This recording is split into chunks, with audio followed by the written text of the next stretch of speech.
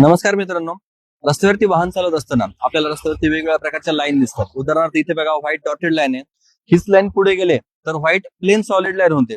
तर या वेगवेगळ्या लाईनचा वेगवेगळा अर्थ असतो आणि तो अर्थ आपल्याला समजून घेणं गरजेचं आहे, कारण त्याच्यामुळे आपल्याला लेनची शिस्त पाळावी लागते आणि लेनची शिस्त पाळली तर ते आपल्याला अपघात टाळता येतात. आता इथे जे डॉटेड लाईन आहे, त्या डॉटेड लाईनचा अर्थ काय? तुम्हाला सावधानीने ओव्हरटेक करायचंय. परंतु हीच लेन जर तुम्ही बघा पुढे गेलं तर प्लेन होते. तर प्लेनचा अर्थ काय?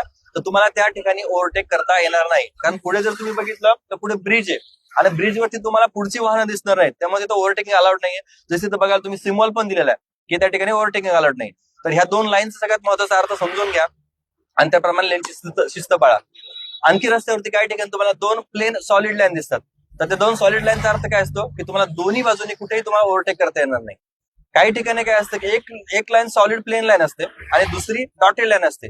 तर त्याचा अर्थ काय होतो? तुम्ही ज्या बाजूने चाललाय, तुमच्या ज्या बाजूने जवळची तुम्हाला जी लाईन आहे, तुमच्यासाठी जर जवळची डॉटेड लाईन असेल तर त्यासाठी तुम्ही ओव्हरटेक करू शकता. तुमच्या जवळ जर प्लेन लाईन असेल तर त्यासाठी तुम्हाला ओव्हरटेकिंग अलाउड नाही.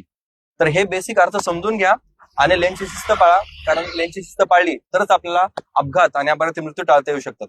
धन्यवाद.